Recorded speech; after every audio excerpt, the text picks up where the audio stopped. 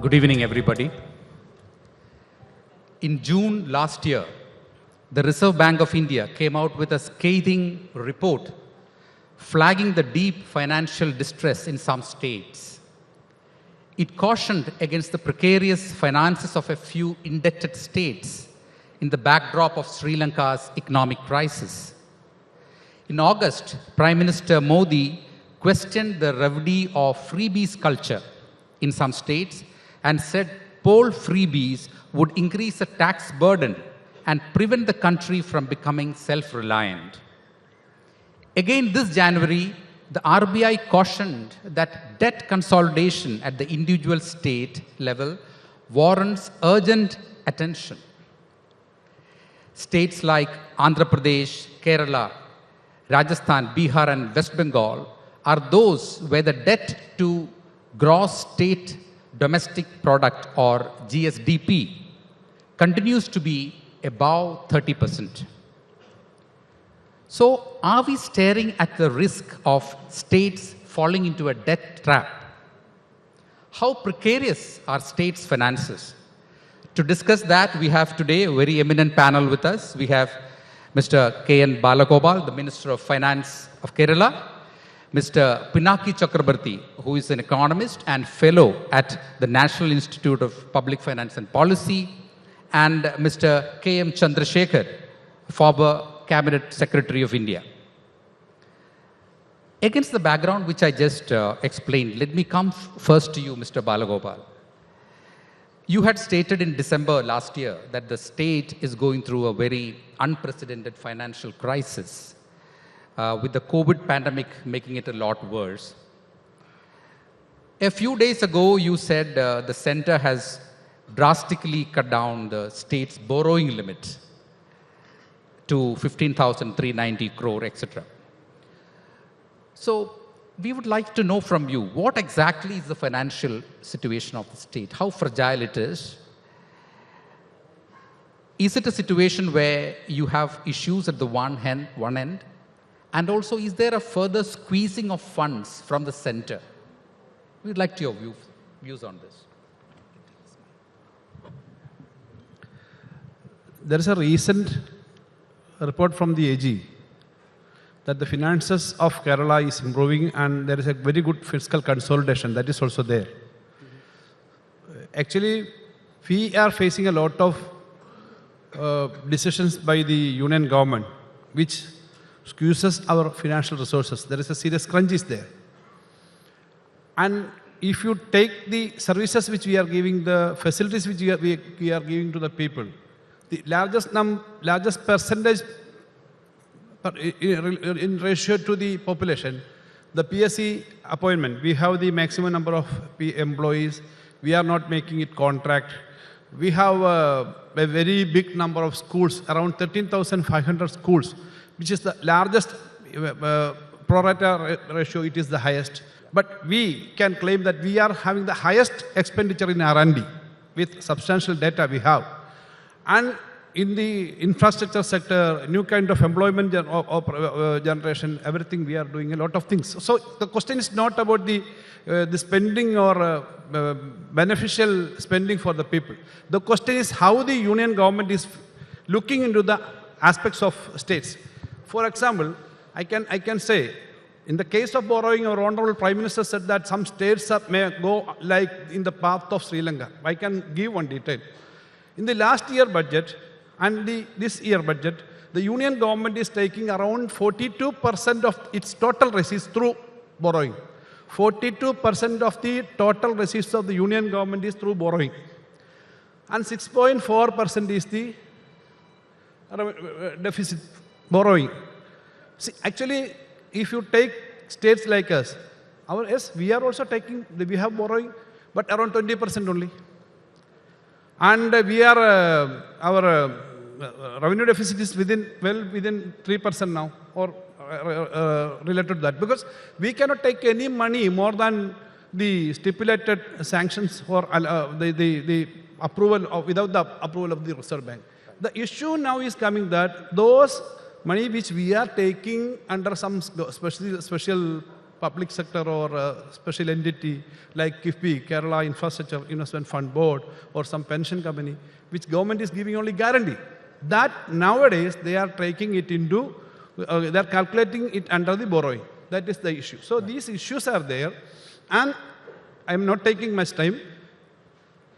One thing I can say, for the total revenue receipts of Kerala, we are making 71% our own. But at the same time, many of the states in the country, out of the total revenue receipts, they are taking only 40%, 25%, 30%. If you need the states list, that also I can give. Okay. So why this is happening? After GST, the total taxation structure is changed, and their collection is going to not controlled by the state. Then the borrowing they are controlling. There is a stepmotherly attitude to the states, which they are not politically supporting. That is there. So grants also, there is a sharp decline in these years. Kerala state of Kerala is facing that. Many other states are also facing that. That is the issue. It is not a matter of the way where we are going. We are going with a strong financial consolidation path. Okay. So the point to note is, of course, that Kerala's situation is not as bad as it was earlier. It is improving, number one. Number two is that whatever you are spending is not just some kind of freebie expenditure, but then actual schemes that are required for the state. And number three is that even the center is doing the same thing and going into high borrowing. I want to bring in Mr. Chandrasekhar into the picture at this point, because you have been a bureaucrat, you have been in the system for the past 4 decades and more. You have seen various governments come in. Do you agree with Mr. Balagopal that whatever the state has been spending are on actual measures that are required for public benefit, or do you think there are areas where the state could rethink on the spending? No, I will reply to your question, but basically I think I have a problem with this very concept of fiscal deficit of 3% determining whether a state is economically viable or not. Because this you've taken from the European model, the Maastricht model. That Maastricht model was for nations. It was not for subnational entities like the state governments. Now, the Maastricht model has 2 elements. One is the fiscal deficit of 3%. The other is public debt should not exceed 60% of the GDP. Now, if you look at it, are there any states in India which have 60% public debt? Kerala, which is supposed to be probably the worst among the southern states in terms of public debt, that has 37%. There are other states here which have 25%. Now you take the government of India, we had around 60% in 2014. That has gone up to a whopping 90% today. So how do you say that the states are stressed? I think we need to change our very thinking in this regard. You see, many things that you would say are welfare schemes, like say the first Namboodiripad part government in 57. They brought in things like free school education. Now, what a lot of change it has happened, because when the Gulf boom happened, people from Kerala went there because we were educated. We had spent a lot on health. They were healthy, educated youngsters who could make use of that opportunity. And from what I could hear of what Mr. Chris Gopalakrishnan said last few minutes, here again the potential is there and we have grown that potential. So you can't just dismiss it by saying that there is a 3% and there is a 60%. Now the fact is, I feel, and now even the European countries are feeling, that certain expenses, particularly infrastructure expenses that would lead to greater production in the future, that should be outside this 3% gap. And there should be, and Mr. Pinaki Chakrabarti will mention that point. They had said it in the 15th Finance Commission. They had said it also in the 14th Finance Commission. We are not looking at fiscal aspects. Fiscal and budgetary aspects have to go together. And we need to make a combination that will lead to highest potential growth for the whole country. You can't stick to figures taken from here and there. So I have a fundamental difference of opinion regarding that. And I think what the 15th Finance Commission said, formation of a fiscal council, which will look into these aspects, look at how we are, what do we want? We want growth. Mr. Gopalakrishnan was saying our R&D is only 0.6%. Every political party, you read their manifestos, they're all saying we'll do 2.5%, 3%.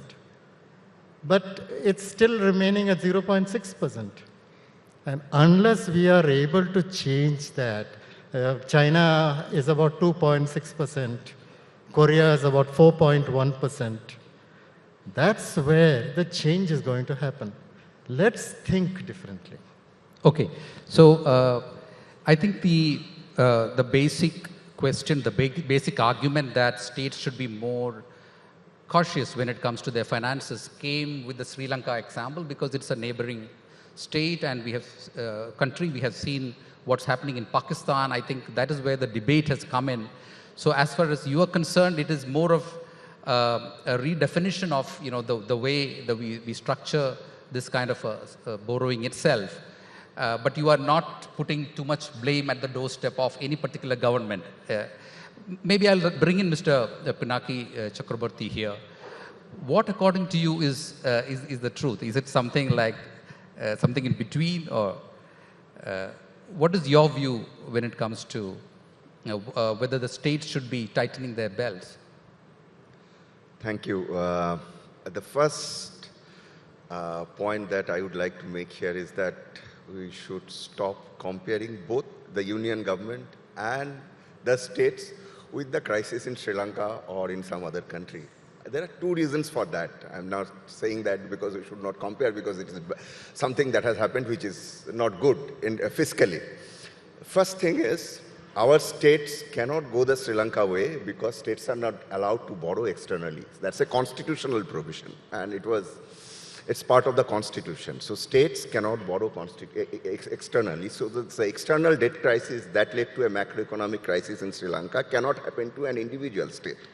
Now let me come to the government of India. So if you look at government of India's debt, government of India's 99% of the fiscal deficit is financed from domestic sources. So it is the people of India who finances government of India's deficit. So our savings that is invested in state government securities as well as central government securities.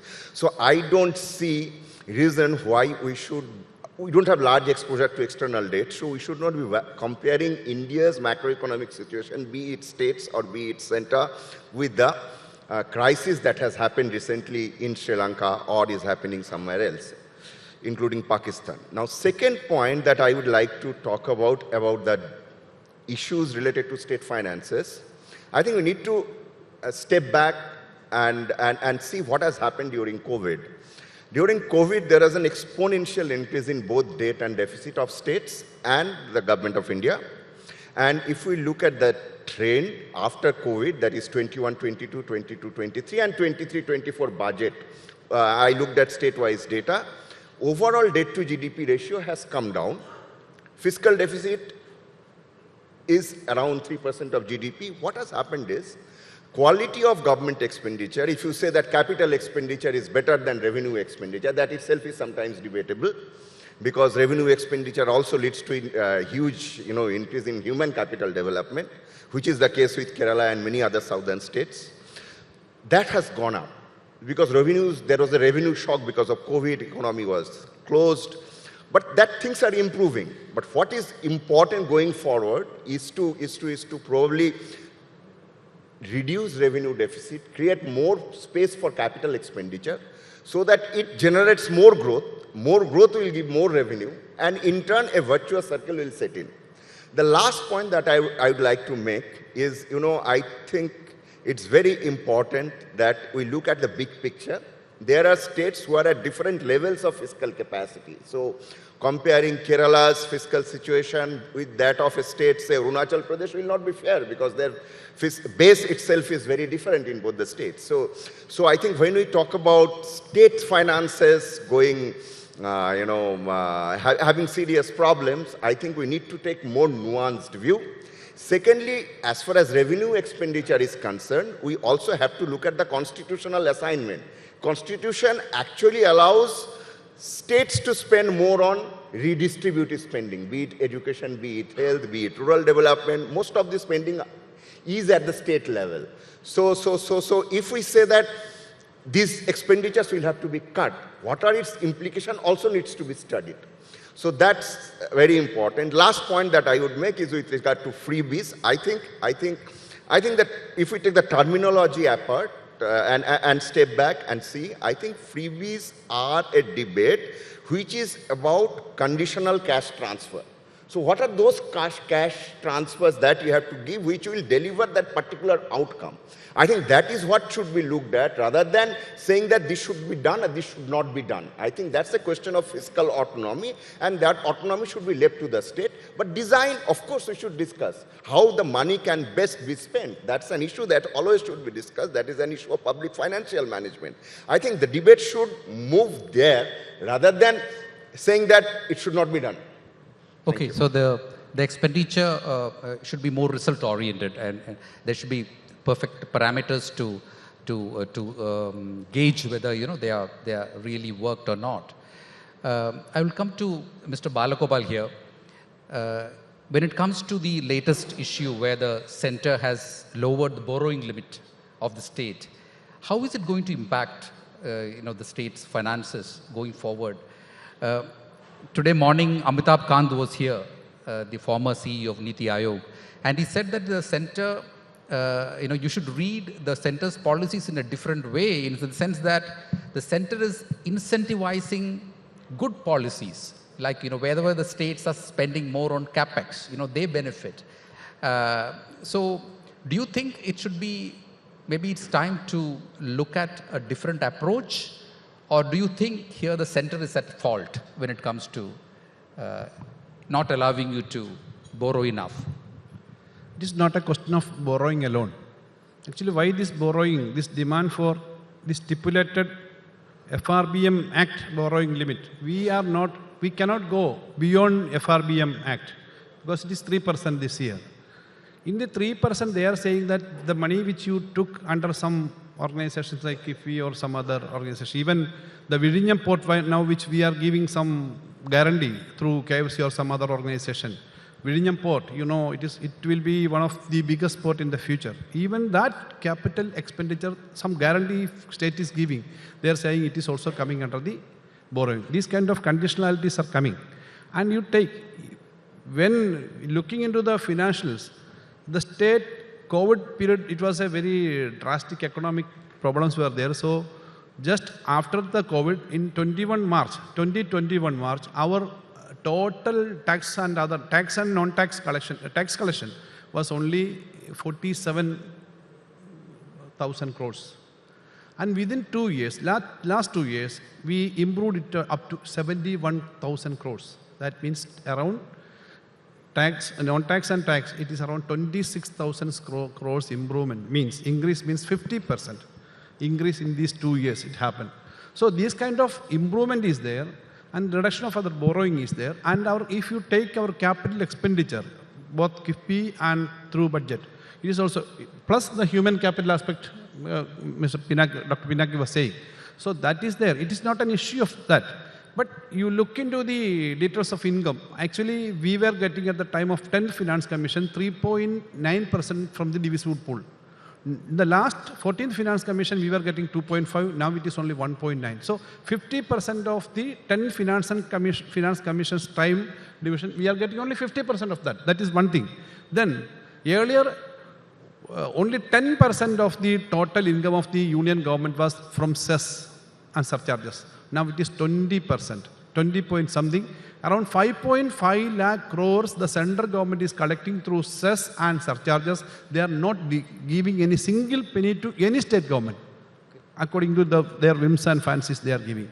Then, if you look into the total expenditure, central government is getting around 62.7% of the total revenue of the country. And the state governments together is getting balance. And if you take the expenditure, the state government have to spend around 62.4%, state governments. So this is the imbalance. This imbalance is there. So if we are, and plus the GST, the last five years back GST came and there is a very huge loss, and the compensation period, even amidst the COVID period, it is also stopped. So these are the issues where states are suffering. But all the states are trying their best to improve. I am not saying only about Kerala alone. We don't have any confusion that we will be in a very, we cannot proceed like that. We can forward, we can proceed, we can do all these things. But the eligible amount which is due to the state, if you take last year, our grant, there is a reduction of 9%. 3 years back, it was from 31%, it reduced to 10% like that. So there is a sharp decline of the grants. And the last year, Kerala reduced 9%. If you take Maharashtra, Karnataka, and other states, South general states are not getting much. Other states are more. Even those states are getting high, and Kerala is the only state in this part where this much of sharp fall in grants. So where Amitabh Kant is a good friend of all of us, we respect him.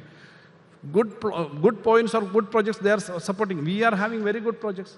We are doing a lot of things. So it is not a question of good project or bad project. It is a question of cooperative federalism. The eligible right of the state governments have to be protected, because the tax which is collected from the country, it should come to the states. Means part of that should come to the states. So a lot of discussion is coming there, and then they are blaming that states are not functioning well. That is not correct. Right. Let me bring in Mr. Chandrasekhar here. You listen to what Mr. Balagopal said. You have watched the state very closely because you have worked here also. What is your view? Are there some areas where the state can be a little more cautious on their spending? No, there are certainly areas. I think particularly in respect of public sector undertakings, there are too many public sector undertakings, and many of them are loss-making. That's one area. I don't know whether politically it is possible to do it, but it's an area of real concern where a lot of money is leaking out. I suppose many of these pension schemes, now with the introduction of Aadhaar and linking with Aadhaar, a lot of saving would be coming there. That was another point of leakage. So there were leakages. But again, I come back to the fundamental question. I don't agree with the view that the center should be incentivizing us to do the right things, because the center does not know what Kerala needs. Kerala knows what Kerala needs. UP knows what UP needs. What is good for UP is not necessarily good for Kerala. We have our own priorities. Let's go ahead with our own priorities. So the entire concept of federalism, cooperative federalism, as the minister said, that should be reconsidered, and that can be done only through consultation. You have to talk to the states. The states have to spend more. The states have to spend in the right way. And then you get the overall growth picture. Don't just stick to formulas developed in somewhere in Europe and say you are not good, you are wasting money. That doesn't make sense to me. If you need to spend more, you need to spend more. Now, how do you spend more? Yeah, for example, if you take 3% as the fiscal deficit norm fixed today, suppose we put 2% for infrastructure, will we not save? Because the cost of infrastructure today will be a lot less than the cost of infrastructure 5 years, 10 years hence. So we are going to develop faster if we give more room to the states. And the states have no room now, because fiscal deficit is revenue minus the expenditure. And revenue, income tax is entirely with the central government. Now GST, hardly any room. Now they are depending on stamp duties, excise, customs, and so on to do it. Is that, I mean, they don't have much room for that, and they have an expenditure already. So I think we need to see how we can make the states more self-sufficient. Okay. And maybe, sir, you can also, if Mr. Chandrasekhar, if you can also tell us, what are the ways in which states can shore up their revenues? You know, because at every point they seem to, yeah. Shoring up revenues, as I told you, I think there is very little room left. Now you've got GST. Now you can do more, better GST implementation. Make sure the GST, because GST is self-policing. The ultimate thing is that everything will be, your information system has to be pakka and everybody has to be part of it. That's one way of doing it. But where other? Then the center has to think in terms of, do we need so many centrally sponsored schemes? Can't we pass on that money, more of it to the states, under certain conditions?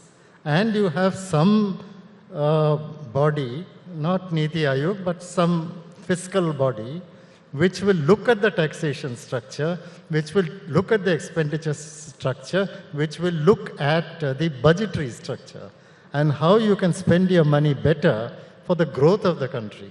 Okay. I think that's what I feel. Okay, Mr. Chakrabarti, your views on how the states can shore up the revenues?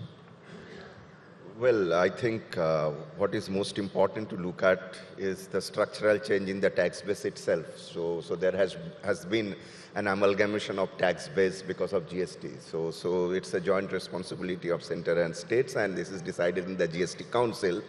And if we look at the GST when it was introduced in 2017 and the GST that we have now, there has been a significant improvement. So the GST design improvement is a continuous process, and it should give us more and more revenue. That's the large chunk of it. Second, on the question of state revenues from other taxes, the only tax that is left is petroleum products and other things as stamp duty, motor vehicles. These are all minor taxes, of course, contribute a large sum of revenues, but compared to GST, it is very small. So I think there we also need to look at what incentivizes growth. So if we are talking about stamp duty and registration, so it is a direct tax when you are buying a house. So can that be rationalized? Would that give us more revenue? These are the issues that at the state level also we should look at. At a very high stamp duty may not give us great revenues. Such rationalization is important. I think a comprehensive understanding of that would give us more ideas about what can actually be tapped as revenue, more as revenues going forward. And last but not the least, I think when it comes to revenue mobilization, overall India's tax to GDP ratio is 17-18%. And in the long run, if we really have to spend 6-7% in the capital expenditure, our tax to GDP ratio should go up more than 20%. That's the national goal I think we should have. And there both center and states have to work together. Okay, Mr. Balagopal, a final word from you. You heard Mr. Chandrasekhar talk about, maybe some of the areas where you can reduce wastage. When we talk about shoring up revenues, also, to reduce wastage, he mentioned about the state PSUs, etc. Maybe you have some fine examples there of revival, but how do you respond to that? And what are the steps the state government is taking in terms of ensuring its financial acumen going forward? See, wastages we all join together for that point, because wastages we have to control. We are trying for that. And in the area of collection, improvement of the system, GST department is improved, a lot of changes is coming. And that is why I said 50% increase in 2 years that is a remarkable thing. And collectively we are discussing with all our other stakeholders, even to the union government, we are discussing about how to improve. And the PSUs, it is not a major thing, but even PSUs we are trying to reduce the losses, and we are streamlining the thing. But the recent issues are coming. The last day, 2-3 days, it was a very big decision. The latest details about borrowing plan. We are eligible for 32,500 crores this year, as per the condition. Letter came. Then immediately one day, another letter came. Your borrowing for this year is only 15,390. Generally, it will come with some details of what will be there, how they calculated. Nothing is there. So these kind of attitudes are there. I am saying this is the reason discussion last There's no consultation, you So mean to no say. consultation and no statistics. We have our own accounting, all the details we have, and if some confusion is there, we can discuss. Nothing is there. These are issues.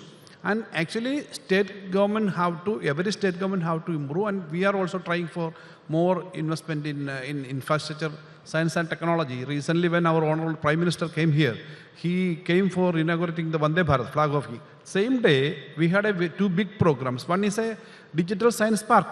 Around 1,500 crores is the estimated plan. And then Kochi Water Metro. These are all our own programs. So we are spending for these kind of issues. And Science Park, we are planning for 3 science parks.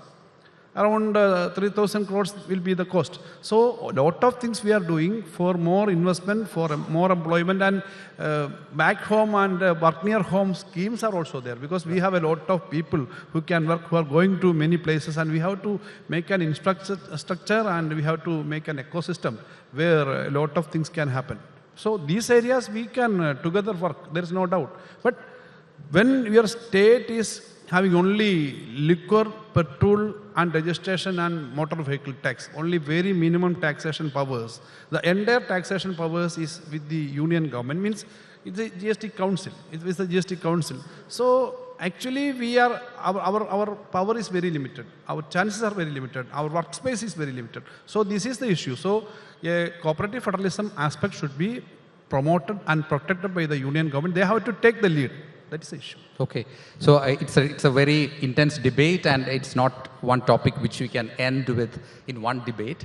But thank you so much, gentlemen. We have come to the end of time allotted to us. Thank you so much, the Minister, Mr. Chakrabarti and Mr. Chandrasekhar, for joining us. A big round of applause to them.